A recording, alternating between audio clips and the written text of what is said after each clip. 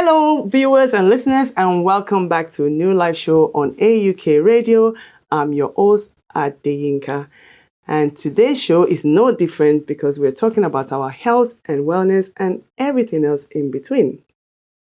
However, we're only here to provide you with information for educational purposes only. We are not here to prescribe, neither do we claim to cure or heal any ailment or disease whatsoever. In fact, I don't think anybody does that.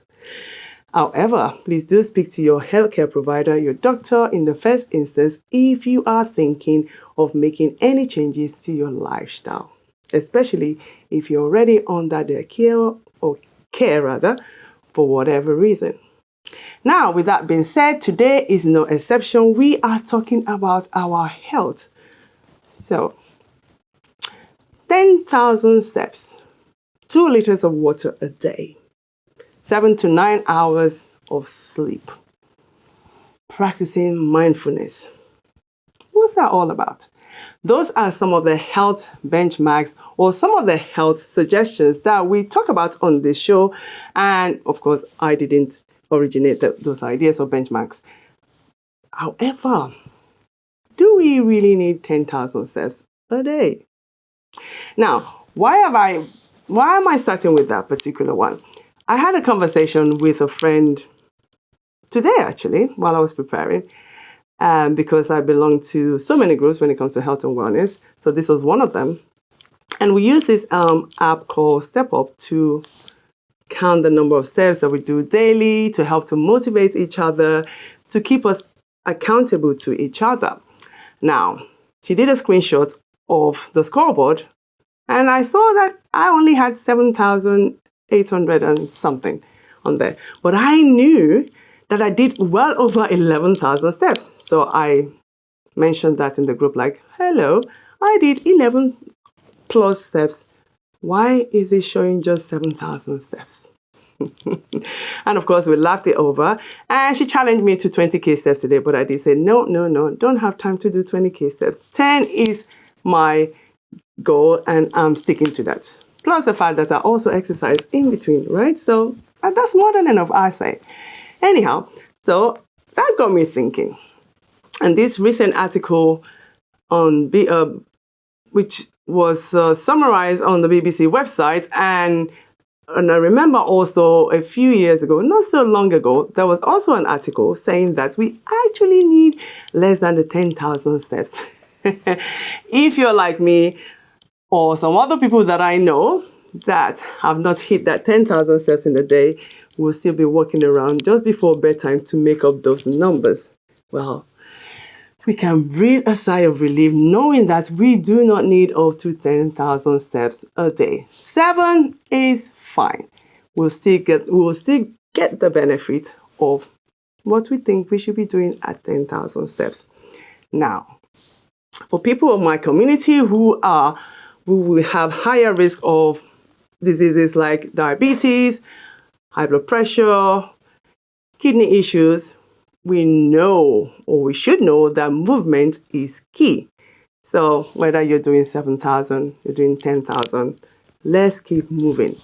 If you're not already doing 10,000 steps, well, I'm sure today's news will make you glad, because you know now that's 3,000 less steps that you should be doing. Or, like I said, if you want to do 10,000 or even more, go for it. But move we must, because movement is life.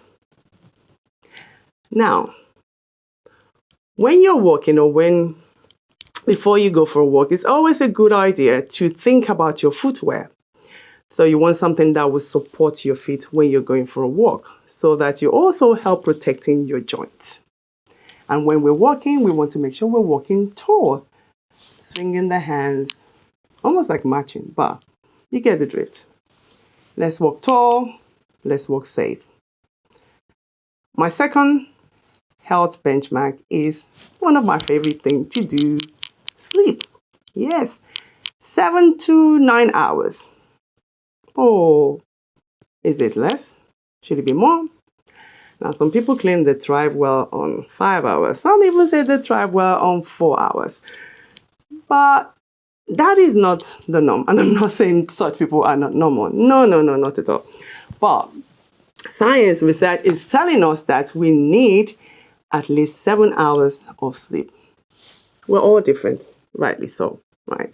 Someone like myself, if I don't get my at least 7 hours of sleep, I am very irritable the next day. So know yourself. But here is the point. Anything less than 7 hours or less than 6 hours, we're told we are shortening our lifespan. Yes? We are shaving years of our lives. It's a big deal, sleep, isn't it? So what can we do? As we've always said on the show, is creating a bedtime routine. One of them being letting go of your screen. When I mean screen, I'm talking about your phones, your laptop, your TV, anything like that. Leave it at least an hour before bed. Because in doing so, you are telling your brain it's time to slow it down. We're getting ready for sleep. And please start producing that sleep hormone, melatonin. Some say it's not a hormone, but whatever it is, that substance that helps us to get to sleep. We want to get it high up so that we are able to get to sleep and, of course, help the body to produce the other ones that keeps us asleep. Journaling. I know when we're trying to get to bed, with so many things that was going on in our mind, we're thinking about the day's event, we're thinking about tomorrow's event. This is where journaling comes in. A paper and a pen. And if you're not a paper and a pen person, if you have to do it on your device, at least turn on the night option that gives you a slightly darker, not darker, but the night option on the phone and on the laptop. So also that way helps your body to get into that mode of, yes, it's almost bedtime. This is why they say we should prepare for bed, prepare for sleep. So if you don't already have a sleep routine, well, now is a good time to start one. And if you have one already, now is also a good time to maintain it. Now, the third health benchmark, water. 6 to 8 glasses of water we are told we should drink. Again, the amount of water we drink is dependent on so many factors. One, your body composition, the time of the month, especially for females, your level of activity, and the weather. If it's hot, we obviously want to drink more water. Now, one school of thought says by the time you're thirsty, you're already dehydrated. And yes, dehydration is one thing that can almost accidentally happen to us. So we want to be conscious of our water drinking. If you're like some people, that have those huge bottles that's got some motivational quotes saying, you're almost there, you're doing great, and the line is still on, I don't know, maybe you've only had up 500 ml, which you had by 8 a.m., by the way. You still have that mark there up till about 10 p.m. That means you haven't drank enough water. But saying that, there are other things that gives us water. And I'm not talking about tea or coffee or soda or whatever drink you have. Fruits that are rich in water is also counts towards our water, right? Okay. Let's keep it simple. Drink water before each meal, before breakfast, after breakfast, before lunch, after lunch, before dinner, after dinner, or if it's supper, whatever, whichever part of the world you come from. In that way, you've done your at least 6 glasses of water already. And when I'm talking about drinking water after meal, please don't drink water immediately after food. I know. Some of us grew up with that. You must drink water while you're eating. Again, that's another topic for another day. But let's keep hydrating, however we want to do it. Number 4 health benchmark that was discussed in this article was about mindfulness. We hear that word. It's like a buzzword these days. Everyone's talking about mindfulness. Mindfulness. What exactly is mindfulness? Being in the moment. Simple definition. Paying attention. Mindful eating is one thing I like to practice. I'm still practicing. I'm not that good at it just yet. Where you are, you're familiar with, you notice what is on your plate. Is it colorful or is it beige? You know what I mean by beige? No other color but beige. Anyhow, however your plate looks. But we want to make it as colorful as possible. I'm always saying this on this show. Colorful plate, because then you're eating a whole different type of nutrients, vitamins, and minerals that our body needs.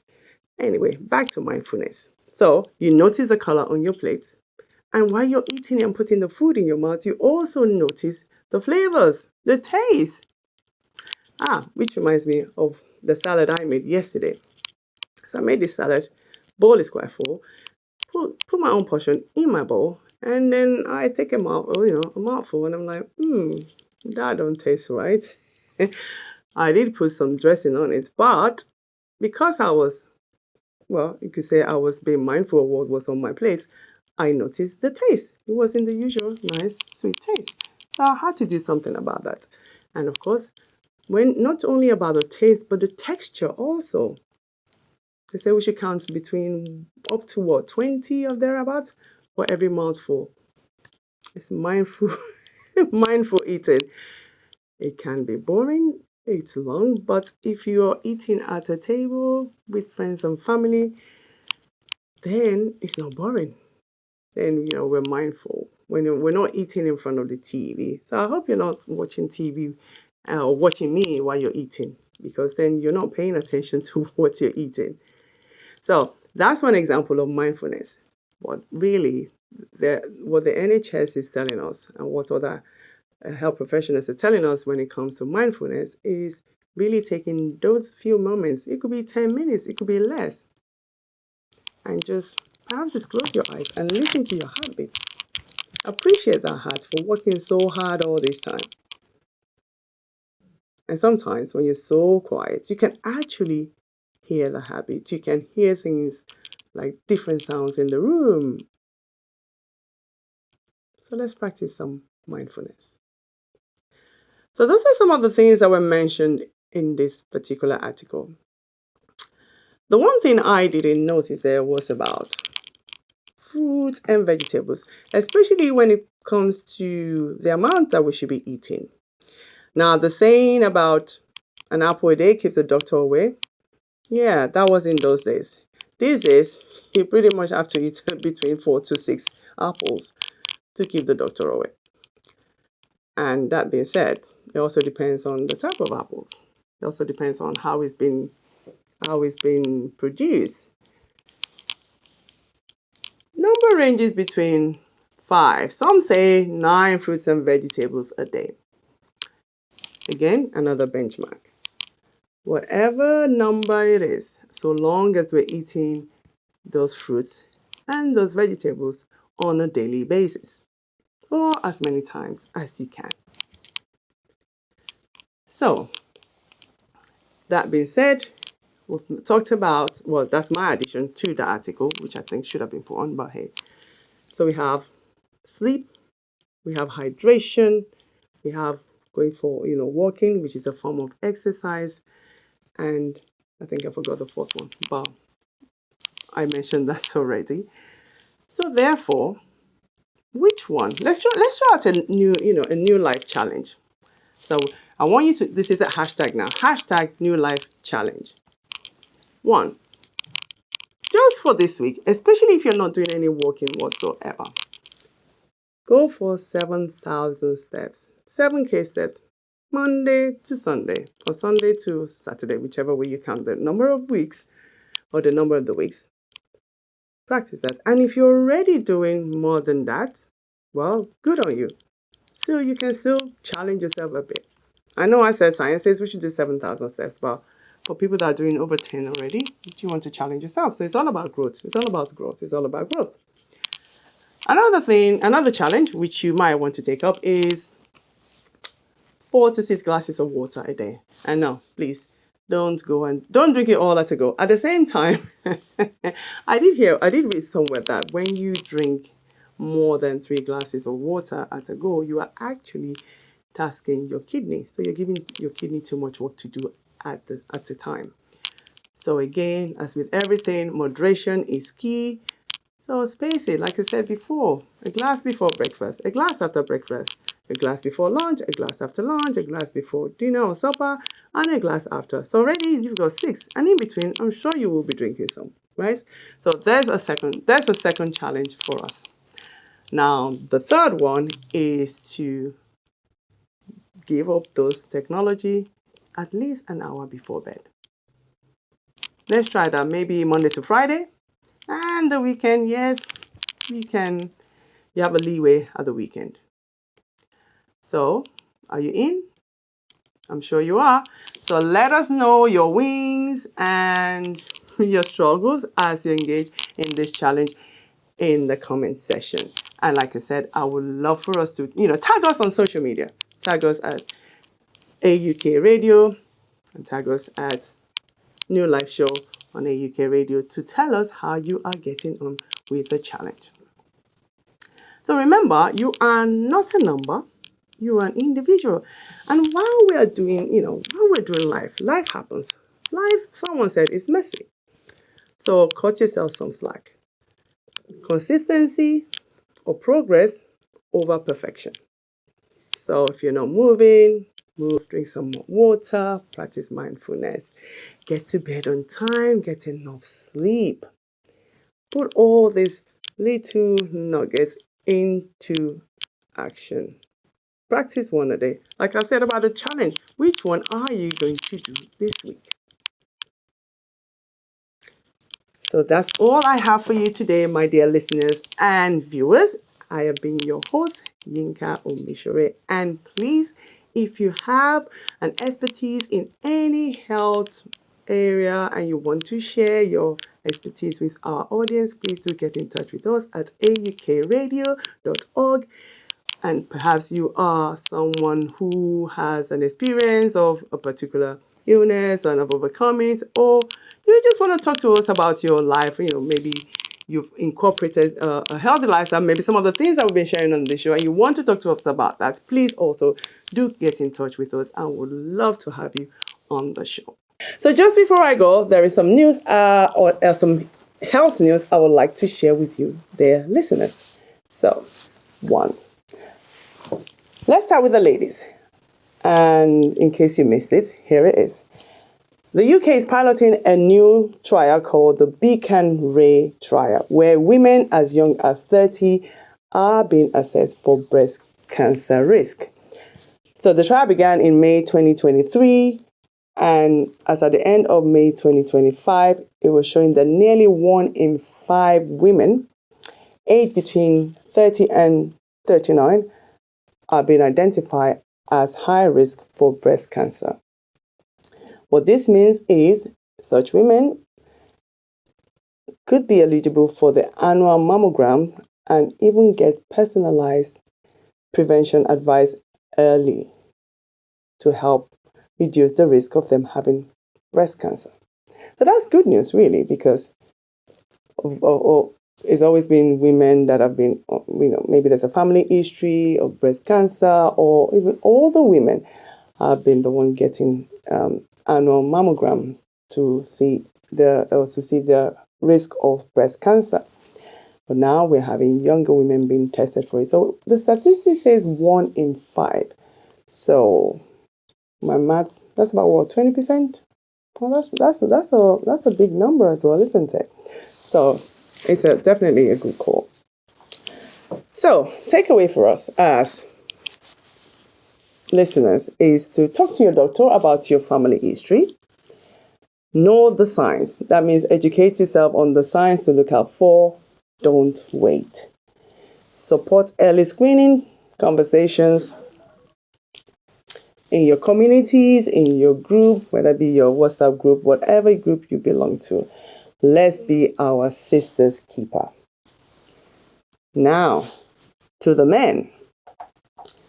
England's first men health strategy. Yes. Now, let's turn our attention to the fellas, right? So for the first time ever, the United Kingdom government launched a men's health strategy consultation on the 24th of April, 2025.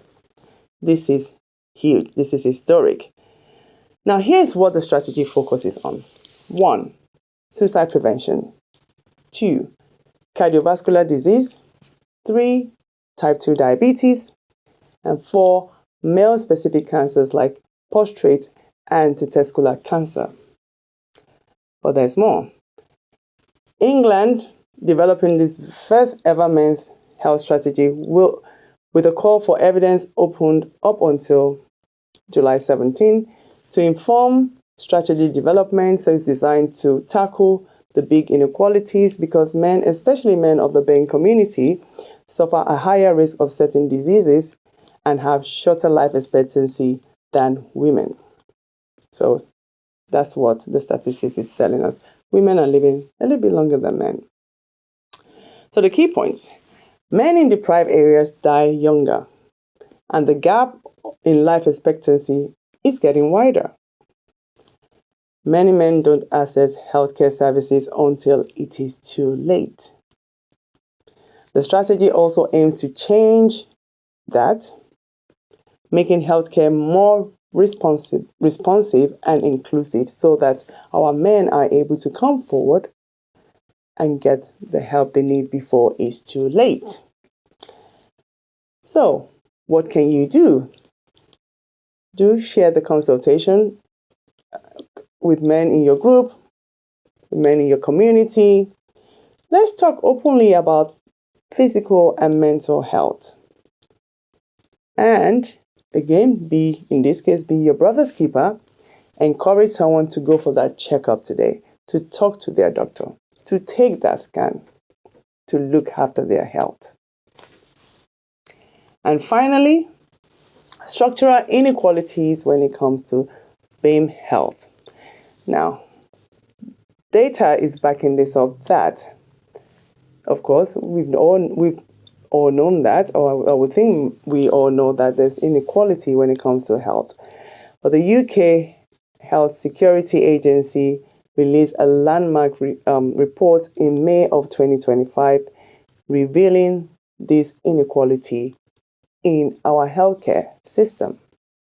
So from things like poor housing, to air pollution, to high emergency admission, and of course the long waiting list, the system is not really designed for us in mind. Now, economically, this inequality costs the NHS, is estimated at £1.5 billion a year. Now, that's a lot of money. So if we can close this gap, then that means the NHS is saving not just life, but also saving money. So what can you do, dear listeners? Know your right. Ask questions.